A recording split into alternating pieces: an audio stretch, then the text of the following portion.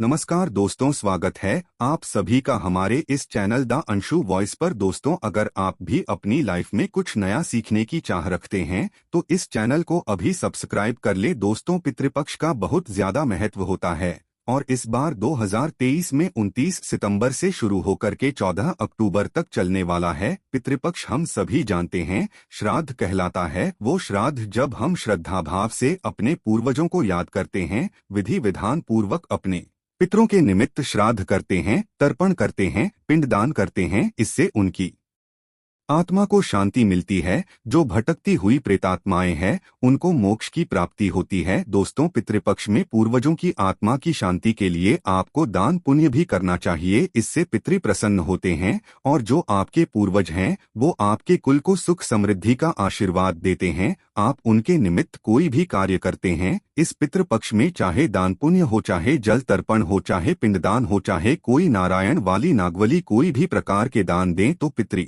दोष उत्पन्न नहीं होता। और अगर आपके जीवन में पितृ दोष है, आपके भी जीवन में पितृदोष ने तहलका मचा रखा है, अब पितृदोष अगर लग जाता है तो क्या क्या होता है। दोस्तों, सबसे पहली चीज तो पितृदोष जिस घर में बना होता है उस घर में कभी भी शांति नहीं आती, सुख नहीं आता, कलह मची ही रहती है। संतान के ऊपर बाधाएं आती हैं, संतान की समस्या होती है, बच्चों के विवाह नहीं होते, बच्चों के विवाह ब्याह शादी में बाधा उत्पन्न होती है या होती ही नहीं है। आर्थिक परेशानियां घेर कर रखती है, धन का अभाव बना रहता है, घर के लोगों का स्वास्थ्य खराब रहता है, धीरे धीरे शरीर कमजोर होने लगता है। और जो आपस में दो लोग अगर बैठ भी जाएं कभी प्यार से तो कहते हैं कि लड़ाई होकर के सभी लोग उठ जाते हैं। सभी एक दूसरे से मन में व्यस्तता का भाव रखते हैं, यानी जलन भावना का भाव रखते हैं। हर एक व्यक्ति परिवार में मानसिक रूप से परेशान रहता है, मानसिक विक्षिप्तता तक, कई केसेस में तो पागलपन तक आ जाता है। और कभी भी अपने पिता से, अपने जो रिलेटिव्स है उनसे संबंध नहीं बन पाते। अगर आपके भी घर में इस प्रकार के लक्षण हैं तो समझ जाएं कि पितृदोष से आपका परिवार ग्रसित हैं और इस प्रकार से आपके जीवन में अगर दैहिक, भौतिक और मानसिक पीड़ा छाई हुई है तो कहा गया है कि पितृदोष का तुरंत उपाय करना चाहिए, पितृदोष की शांति करानी चाहिए, अपने पितरों को प्रसन्न करने के लिए कार्य करने चाहिए, उनसे आशीर्वाद की कामना करने के लिए उनके निमित्त आपको कार्य करना चाहिए। वैसे तो पितृदोष से बचाव के लिए बताता हूं कि आप हर अमावस्या तिथि पर उनके निमित्त कुछ न कुछ दान पुण्य किया करें। अभी पितृपक्ष चल रहे हैं तो कुछ मत कीजिए, अपने पितरों को अपने हाथ के अंगूठे से जल अवश्य तर्पण कीजिए, हथेली में जल ले लीजिए और अंगूठे से पिंड पर चढ़ाइए या चावल का छोटा पिंड बना लीजिए। आपको मैंने सारे घर में तर्पण विधि बताई हुई है, किस प्रकार से घर में आपको तर्पण करना चाहिए। दोस्तों, आप अपने पितरों को जल चढ़ाकर देखिए। हमारे हाथ में पितृतीर्थ होता है तो जिनको मालूम नहीं उनको बता देता हूँ। हथेली में अलग अलग जो ग्रह होते हैं, हमारी हथेली में बहुत सारे आप देखेंगे उठे हुए भाग होते हैं, इनको हम पर्वत कहते हैं। तो इसमें जो तर्जनी उंगली होती है और अंगूठा होता है, इसके बीच का जो भाग होता है ये पितृ देवता का होता है, इसे पितृ तीर्थ कहा जाता है। और इसी वजह से जब हम जल देते हैं तो इसके द्वारा आपको अपने पितरों को जल देना चाहिए, इससे पितरों को मुक्ति मिलती है। दोपहर का समय ही पितरों का समय माना गया है, सूर्यास्त के बाद कभी भी पितृ पूजा नहीं करनी चाहिए, क्योंकि पितृ कौन होते हैं? हालांकि हम पितृ कहते हैं, लोग सोचते हैं कि पितृ मतलब पिता नहीं, पितृ होता है प्रेत का भ्रंश यानी प्रेत होते हैं। इसलिए रात के समय इनको भोजन पानी देने से ये जागृत हो जाते हैं, इसलिए कभी भी पितृ की जो पूजा है उनको भोजन पानी देना है। शाम के पहले दीजिए, क्या करेंगे, रोज धूप दीजिए, 16 दिन गाय के गोबर से बने हुए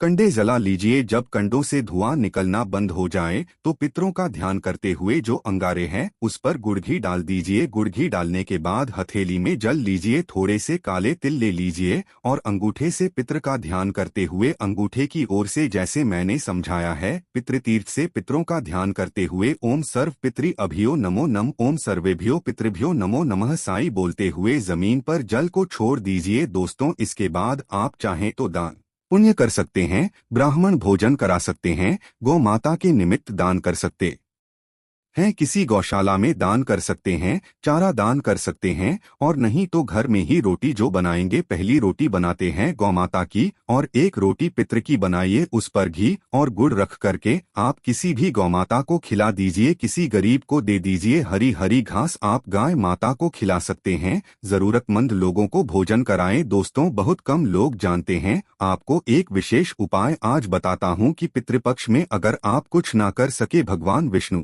का पूजन करते हैं। समझे पितृपक्ष में क्यों करते हैं? भगवान विष्णु की आराधना, पितरों की पूजा करने का मतलब है सीधा सीधा भगवान विष्णु का पूजन करना। वो ही सबके पितृ है, और पितृपक्ष स्वयं भगवान राम ने भी भगवान विष्णु के पितृपक्ष मर्यादा रख करके उनकी पूजा की थी। उन्होंने पूजा कहाँ की थी? लक्ष्मण घाट पर की थी, गया जी में। और जगतपति भगवान विष्णु जगत के पालनहार, मोक्ष के दाता है, वो ही पिता हैं, और वही सृष्टि के एकमात्र ऐसे देवता हैं जो सृष्टि के पालनहार हैं, और मृत्यु उपरांत भी मनुष्य को मोक्ष की गति वो ही प्रदान करते हैं। अगर व्यक्ति अकाल मृत्यु से मर जाता है तो क्या होता है? नारायण करवाना पड़ता है, नारायण बलि द्वारा पूजन किया जाता है, और इसीलिए उस नारायण बलि में भगवान विष्णु ही उसके अधिपति हैं, और भगवान विष्णु की पूजा करने से ही पितृ फिर संतुष्ट होते हैं। इसलिए विष्णु भगवान की पूजा इन 16 दिनों में अवश्य करनी है। अश्विन माह की कृष्ण पक्ष की प्रतिपदा से लेकर अमावस्या तक जब पितृ अपने परिजन से मिलने आते हैं,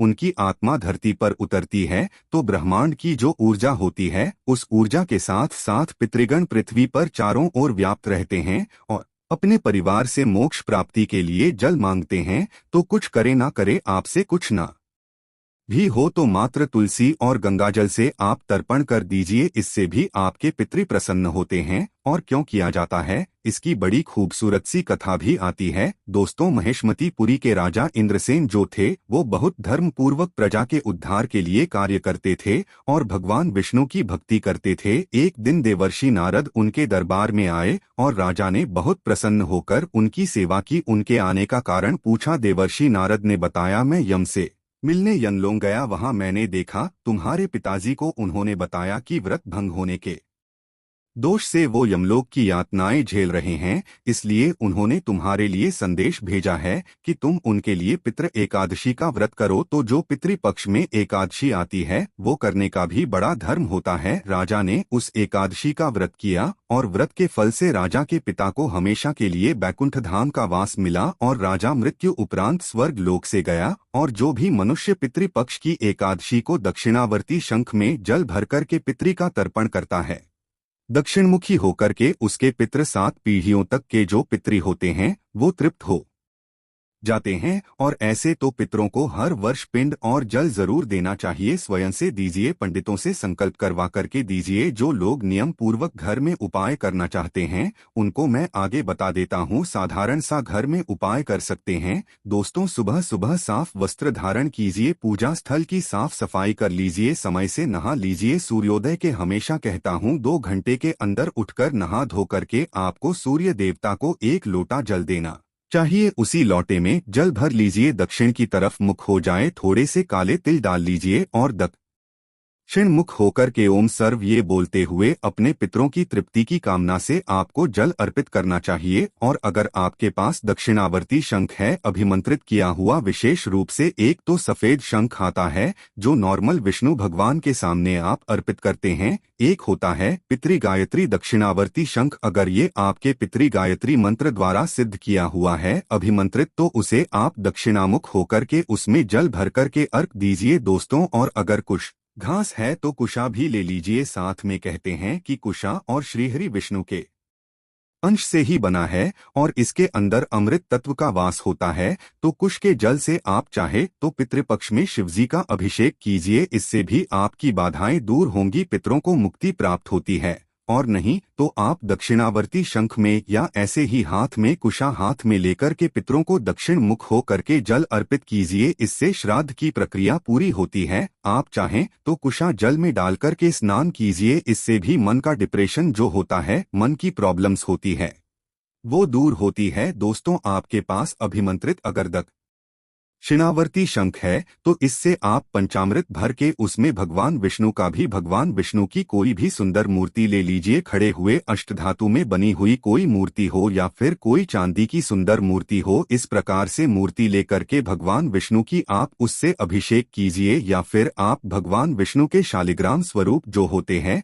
उनका भी अभिषेक कर सकते हैं। पंचामृत से उनको स्नान कराएं, साथ ही साथ दक्षिणावर्ती शंख में जल और काले तिल भर करके उनको स्नान कराएं। बोलते जाइए ओम नमो भगवते वासुदेवाय, ओम सर्वज्ञो पितृभ्यो नमो नमः। दोस्तों आप देखिए, बड़ा से बड़ा पितृदोष होगा, कोई भी आपके पितृ अगर नाच भी रहे हैं, क्रोधित है तो भी वो शांत हो जाते हैं। शंख से वास्तुदोष पितृदोष ही दूर नहीं होता, इससे आरोग्य वृद्धि भी होती है, आयुष की प्राप्ति होती है, लक्ष्मी प्राप्ति होती है, संतान प्राप्ति होती है, विवाह आदि की रुकावट दूर होती है। इसलिए इस बार पितृपक्ष में किसी भी दिन आप पितृ गायत्री जो शंख होता है, दक्षिणावर्ती शंख या ऐसे ही प्लेन दक्षिणावर्ती शंख ले लीजिए। ये जो दक्षिणावर्ती शंख होता है, पितृ गायत्री शंख होता है, ये अपने आप में चमत्कारी लाभ के लिए भी जाना जाता है। नॉर्मल कोई भी दक्षिणावर्ती शंख हो, चाहे पितृ गायत्री हो, नॉर्मल सफेद शंख हो, इसकी उत्पत्ति समुद्र मंथन के समय सागर से हुई थी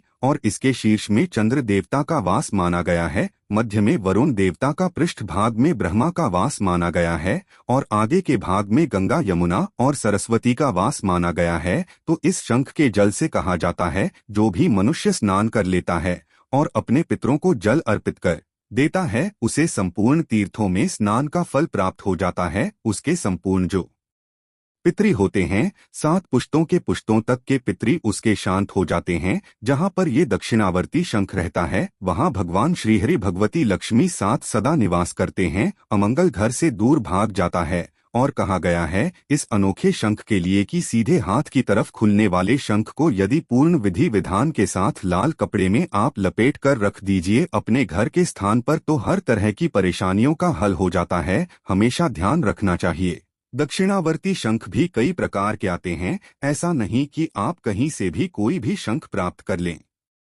कोई कैल्शियम वाले शंख आपको नहीं लेने हैं, असली शंख होने चाहिए, उच्च श्रेणी के शंख होने चाहिए, कैलाश मानसरोवर से प्राप्त होने वाले चाहिए, मालद्वीप हो, लक्षद्वीप हो, कोरामंडल हो, श्रीलंका हो, इंडियन ओशन हो, यहाँ के जो शंख होते हैं ये श्रेष्ठ होते हैं। इनको आपको प्राप्त करके इनको 1.25 लाख जप सिद्धि से अभिमंत्रित करा करके अपने घर में स्थापित करना चाहिए। ये स्वयं लक्ष्मी स्वरूपा हो जाते हैं। निम्न कोटि के शंख अगर आप ले भी लेते हैं, उनकी सिद्धियां प्रॉपर ना की जाए तो वह सुचारू रूप से फल नहीं देते। और इस बार पितृपक्ष में प्रत्येक दिन आपको हो सके अगर पॉसिबल है तो दक्षिणावर्ती शंख में काले तिल और जल भर के ओम सर्व पितृ नमो नामा, ओम सर्व पितृ भयो नमो नम ये बोलते हुए दक्षिण मुख हो करके अपने पितरों को जल दीजिए दोस्तों, और फिर थोड़ा सा धूप करके उनको भोजन अर्पित, जो भी सात्विक भोजन आप बनाए वो आप अर्पित कर दीजिए। आप देखिएगा आपको बड़े से बड़े पितृ दोष से अवश्य मुक्ति मिलेगी। और भगवान विष्णु की, भगवान की सुंदर खड़ी हुई अष्टधातु या चांदी की अभिमंत्रित मूर्ति हो तो